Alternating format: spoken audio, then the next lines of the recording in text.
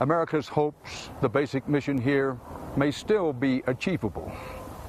But wars are won by firepower, willpower, and staying power.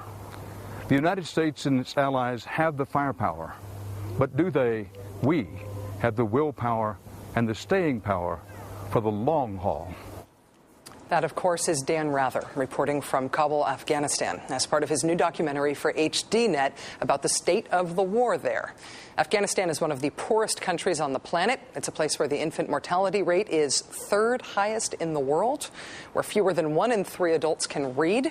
But despite its challenges on modern things like health and literacy and clean water and electricity, Afghanistan does excel at something, and it has for more than 1,000 years.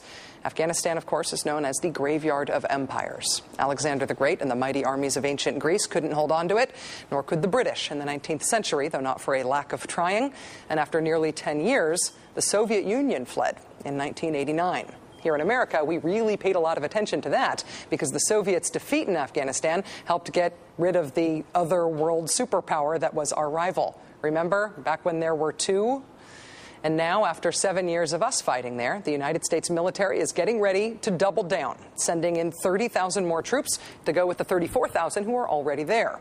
President Obama campaigned on the idea that Iraq, the war in Iraq, diverted badly needed resources from Afghanistan, from what he called the Central Front in the war on terror. But as Dan Rather found when he interviewed General David McKiernan, the man in charge of our military effort there, defining victory in Afghanistan isn't easy. How will we know when we have, quote, won? Tough question to answer.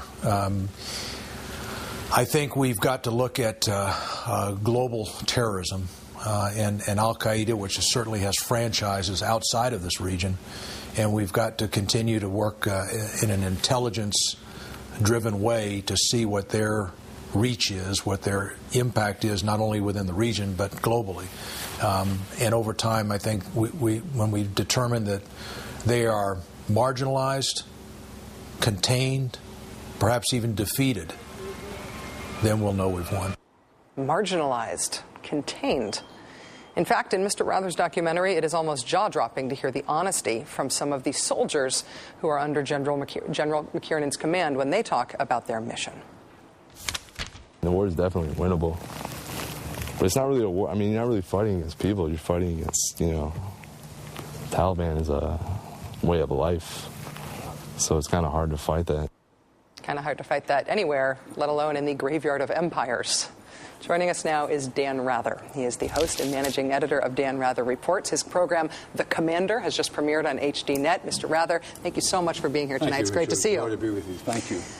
When you asked General McKiernan, when will we know we have won the war in Afghanistan? In the rest of your interview, he answers you immediately. He never stutters. He never ums. He never ahs. And you got this great pause out of him. He waited a moment before he was able to respond. How did you read that? I read that as he's not certain himself what, quote, when would be.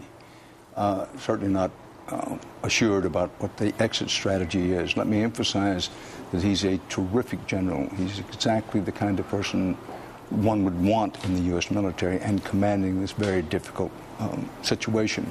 However, he knows, and the reason he paused, and it was very insightful, it was for him a long pause. Yes. Because he wanted to give a truthful answer, but he also wanted to give an answer that had at least some semblance of optimism in the answer. But I think it's clear that we're in a stage, and I think we're still in this period, won't be for long, in which policy is being reviewed from the bottom up. I think a new policy, a new strategy, and some new tactics will be forthcoming. I'd be surprised if they aren't forthcoming fairly quickly. That's part of what this doubling down, as you said, of troops, and I like the phrase because it's just about doubling the number of troops there, is all about. Thinking about a bottom-up review, looking at the very base level of what's happening on a person-to-person basis in Afghanistan, and having the strategy sort of evolve from that rather than a top-down look. In your documentary, your producers and reporters head out with American troops who are on the border. The border between Afghanistan and Pakistan. There's a group of about 30 troops who are in charge of patrolling an area that is 10 times the size of Manhattan. And to me, that says two things: incredible bravery